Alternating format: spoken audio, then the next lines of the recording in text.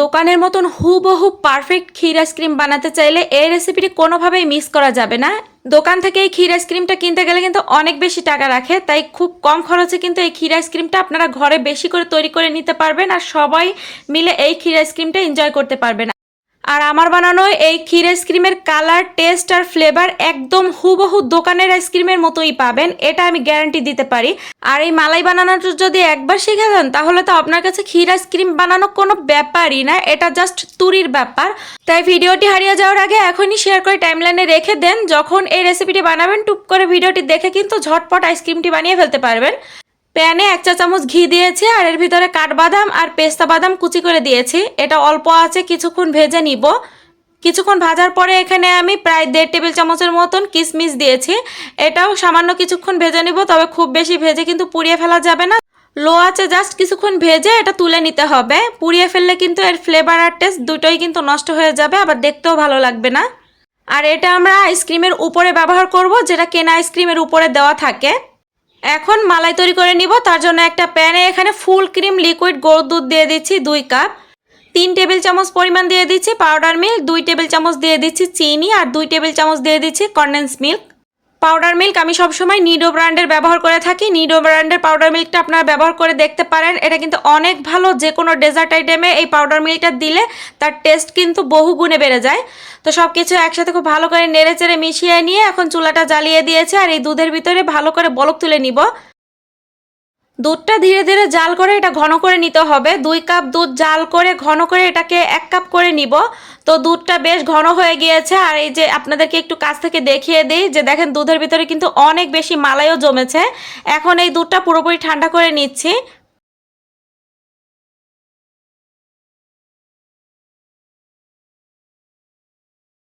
2 table চামচ পরিমাণ দিয়ে দিচ্ছি খাঁটি খেজুরের গুড়। আর এই গুড়টা কিন্তু আমি নিজে বানিয়েছি, এটা একদম অথেন্টিক অরিজিনাল খাঁটি খেজুরের গুড়। আর এই গুড়টা যদি দিতে পারেন তাহলে অথেন্টিক টেস্ট আর ফ্লেভার পাবেন, আর এর কালারটাও কিন্তু চমৎকার আসে। আর এই গুড়টা কিন্তু অবশ্যই দিতে হবে, কোনোভাবেই স্কিপ করা যাবে না যদি দোকানের মতন পারফেক্ট কালার আর পারফেক্ট ফ্লেভার চান।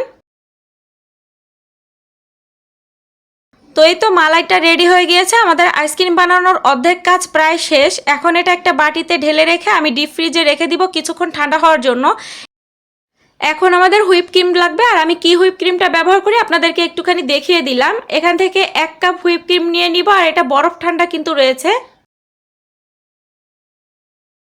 একটা ইলেকট্রিক বিটার দিয়ে ক্রিমটা কিছুক্ষণ বিট করে নিব। এটা অনেক বেশি স্টিপ করার দরকার নেই, জাস্ট এরকম একটা টেক্সচার চলে আসলেই হবে। এখন আগে থেকে রেডি করে রাখা সেই মালাইটা দিয়ে দিচ্ছে, আর এটা কিন্তু ডিপ ফ্রিজে রেখে একদম বরফ ঠান্ডা করে নিয়েছিলাম। এটা দিয়ে ইলেকট্রিক বিটার দিয়ে আবারও কিছুক্ষণ বিট করে জাস্ট মিক্সড করে নিব। এটা অনেক বেশি স্টিফ হওয়ার কোনো প্রয়োজন নাই। স্প্যাচুলাতে উঠে এরকম কাট করলে এটা সাথে সাথে পড়ে যাবে, এরকম হলেই হবে। যেহেতু আইসক্রিমের ক্রিমটা কিন্তু অনেক বেশি বিট করার কোনো প্রয়োজন নেই। আর আইসক্রিমটা কিন্তু রেডি, তো দেখতেই পাচ্ছেন কালারটা কিন্তু একদম দোকানের মতন কালারই এসেছে। আর আইসক্রিমটা আমি দোকানের যে আইসক্রিমের বক্স আছে ওই আইসক্রিমের বক্সের ভিতরেই সেট করতেছি, তবে আপনাদের হাতের কাছে থাকা যে কোনো বক্সেই কিন্তু আইসক্রিমটা সেট করে নিতে পারবেন। উপর থেকে হালকা একটু সমান করে দিয়ে ওই যে প্রথমেই বাদাম কিশমিশ ভেজে রেখেছিলাম না, সেটা উপর থেকে এভাবে দিয়ে দিচ্ছি। আর এখন দেখেন জাস্ট লুকটা হয়েছে কেমন, এটা দেখতে একদম পারফেক্ট দোকানের আইসক্রিমের মতন হয়েছে। ঢাকনা দিয়ে ঢেকে এটা ডিপ ফ্রিজে রেখে দিব সারা রাতের জন্য।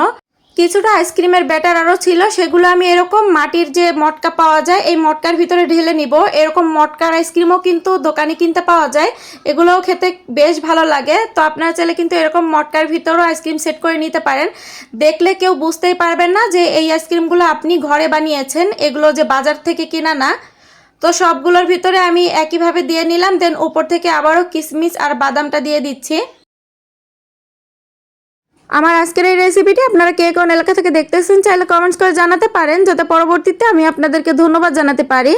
এখন এই মটকাগুলো ফয়েল পেপার দিয়ে আটকে এটা ডিপ ফ্রিজে রেখে দিব সারা রাতের জন্য। তো পরদিন সকালবেলা এগুলো ডিপ ফ্রিজ থেকে বের করে নিচ্ছে। আর মাশাআল্লাহ দেখতে পাচ্ছেন আইসক্রিমগুলো কতটা লোভনীয় হয়েছে। এখন আইসক্রিমগুলো আপনাদেরকে আমি একটু কেটে দেখাই। আপনারা চাইলে কিন্তু এরকম মটকার ভিতর আইসক্রিম সেট করে এক একজনকে এক একটা ধরিয়ে দিতে পারেন। আমার বাসার সবাই এই আইসক্রিমটা অনেক বেশি পছন্দ করেছে আর অনেক বেশি প্রশংসা করেছে। কেউ তো বিশ্বাসই করতে চায় নাই যে এই আইসক্রিম আমি ঘরে বানিয়েছি। এখন আপনাদেরকে যে বক্সটাতে আইসক্রিম সেট করেছিলাম সেটা বের করে দেখাচ্ছি। মাশাআল্লাহ, দেখতে কতটা লোভনীয় আর পারফেক্ট হয়েছে সেটা তো দেখতেই পাচ্ছেন। এখন আইসক্রিমটা আপনাদেরকে কেটে দেখায় যে এটা কতটা সফট আর ক্রিমি হয়েছে। আপনাদের কাছে আমার রিকোয়েস্ট থাকবে একবার হলেও আমার এই রেসিপিটি ফলো করে এই আইসক্রিমটি ঘরে একবার হলেও বানিয়ে দেখবেন। ইনশাল্লাহ আপনারা এর ফ্যান হয়ে যাবেন। এই আইসক্রিমটা দেখতে যেমন পারফেক্ট হয়েছে, খেতেও কিন্তু মাশাআল্লাহ একদম দোকানের মতনই হয়েছে। এই গরমে এরকম ক্ষীর আইসক্রিম যদি ঘরেই বানিয়ে নিতে পারেন তাহলে আর দোকান থেকে এত চড়া দামে কেন কিনতে যাবেন। তো আশা করি রেসিপিটা আপনাদের একটু হলেও ভালো লেগেছে। ভালো লেগে থাকলে প্লিজ লাইক, কমেন্ট, শেয়ার করতে ভুলবেন না। দেখা হচ্ছে নেক্সট কোনো রেসিপি নিয়ে। ততক্ষণ সবাই ভালো থাকবেন, সবাই সবার জন্য দোয়া করবেন। আজকের মতন বিদায় নিচ্ছি। Tata, bye bye.